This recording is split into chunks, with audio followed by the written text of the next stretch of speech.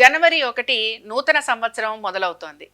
నూతన సంవత్సరం మొదలైనప్పుడు ఎటువంటి పనులు చేయటం వల్ల ఈ సంవత్సరం అంతా మనం ఆనందంగా ఉంటామనే దాన్ని గమనిద్దాం. సాధారణంగా నూతన సంవత్సరం అనంగానే కొత్త ఐడియాసు, కొత్త విషెస్, అలాగే మనం అనుకున్న పనులన్నీ పూర్తి చేయాలనే ఒక ఆలోచన, పాత సంవత్సరంలో చెయ్యని పనులను కూడా చెయ్యాలి లేదా పూర్తి చేయాలి అని ఆలోచించటం, ఆర్థిక పరంగా కూడా మనకి ఇంకా మంచిగా ఎదుగుదల ఉండాలని కోరుకోవటం, ఇలాంటివన్నీ మనం అనుకుంటూ ఉంటాం. మరి ఇవన్నీ మనకి సాటిస్ఫై అవ్వాలి, ఇవన్నీ మనకి కావాలి అంటే ఏం చేయాలి?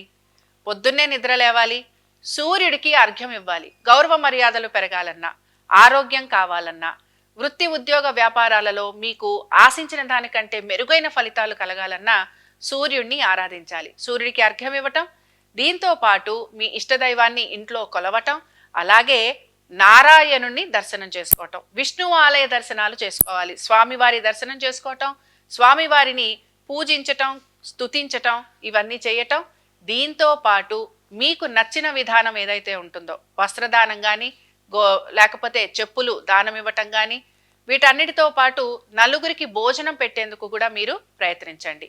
దీనివల్ల మీరు కోరుకుంటున్న కోరికలు ఏవైతే ఉంటాయో అవన్నీ కూడా మీకు తీరేందుకు అవకాశం ఉంది.